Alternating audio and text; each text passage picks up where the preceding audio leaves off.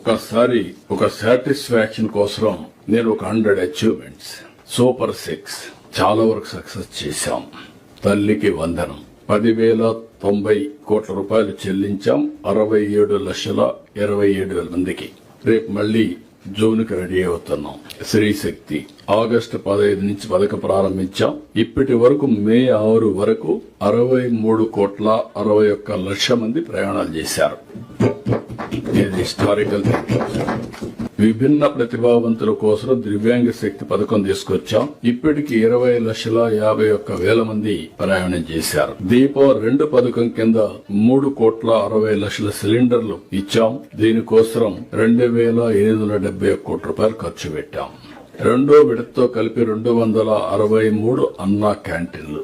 మే 6కి 9,15,00,000 మంది అర్హులకు భోజనం పెట్టే పరిస్థితి వచ్చాం. ఆకలి తీర్చే పరిస్థితికి వచ్చాం.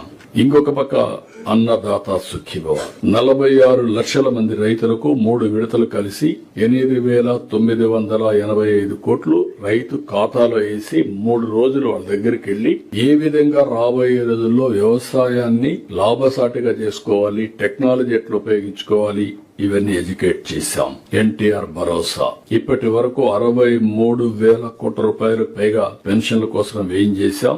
సంవత్సరం 33,000 కోట్లు ఖర్చు పెడుతున్నాం. నెలకు 2,700 కోట్ల రూపాయలు 4,000, 6,000, 10,000, 15,000 రూపాయలు పెన్షన్ ని మొదటి తారీఖున పేదల సేవలో డిస్ట్రిబ్యూట్ చేసే ఏకైక ప్రభుత్వం ప్రపంచంలో ఆంధ్రప్రదేశ్ ప్రభుత్వం. ఇంకో పక్క మత్స్యకార భరోసా ఏడాదికి 20,000 చొప్పున 1,25,000 మందికి 250 కోట్లు ఇస్తున్నాం. ఈ నెలలోనే మళ్లీ ఈ కార్యక్రమాన్ని వాళ్ళకు అందజేస్తాం.